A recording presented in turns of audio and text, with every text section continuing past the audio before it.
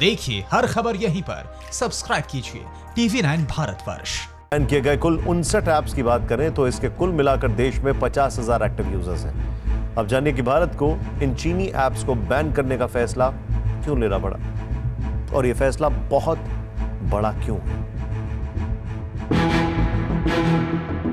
यहां सबसे पहले ये जानिए कि गूगल ही एंड्रॉयड ऑपरेटिंग सिस्टम यानी iOS बनाती है, जिसके ऐप स्टोर का नाम है प्ले स्टोर।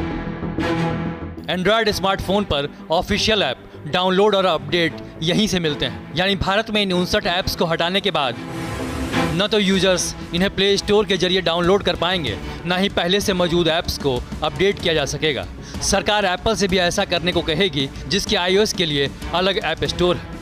इससे इन ऐप्स पर नई फीड आनी रुक जाएगी। हालांकि कैम स्कैनर जैसे ऑफलाइन ऐप कुछ समय तक चलते रह सकते हैं।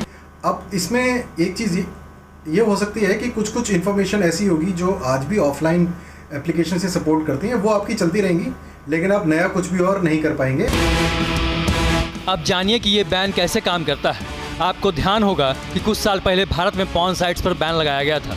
ठीक वही तरीका ऐप बैन में भी अपनाया जाएगा। डिवाइस प्लेटफॉर्म जैसे कि एंड्रॉयड और एप्पल को ये ऐप्स भारत में बैन करने के निर्देश दिए गए हैं। जब आप प्रतिबंधित ऐप डाउनलोड करने की कोशिश करेंगे तो वहां पर एरर दिखाई देगा कि सरकार के निर्देशानुसार इस ऐप या URL को ब्लॉक किया गया है। इसके लिए सरकार सीधे इंटरनेट सर्विस प्रोवाइडर्स से ऐप्स को ब्लॉक करने को कहेगी। इसके बाद अगर आप किसी अनधिकृत जगह से डाउनलोड की कोशिश भी करते हैं तो एरर आएगा।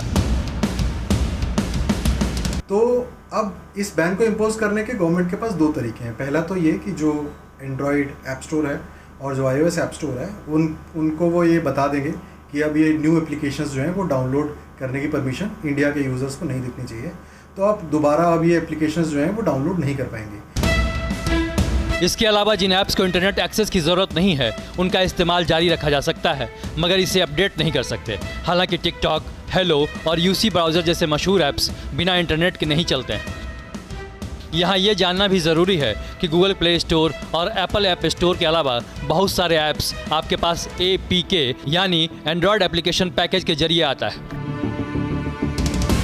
जब आप नया एंड्रॉयड मोबाइल फ़ोन खरीदते हैं तो कंपनियां फ़ोन के साथ आपको ये पैकेज देती है। मतलब इन ऐप्स को गूगल प्ले स्टोर या एप्पल ऐप स्टोर से इंस्टॉल करने की ज़रूरत नहीं होती।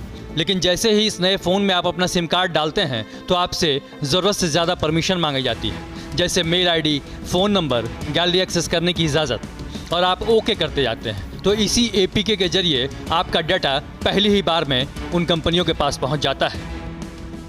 और मुमकिन है कि APK के जरिए आपके फ़ोन में बैन किए गए चाइनीज़ ऐप्स अभी भी दिख जाएं। लेकिन यहाँ ये बहुत ज़्यादा मुमकिन इसलिए नहीं लगता क्योंकि इंटरनेट प्रोवाइडर्स कंपनियाँ इस ऐप को सपोर्ट नहीं करेंगी।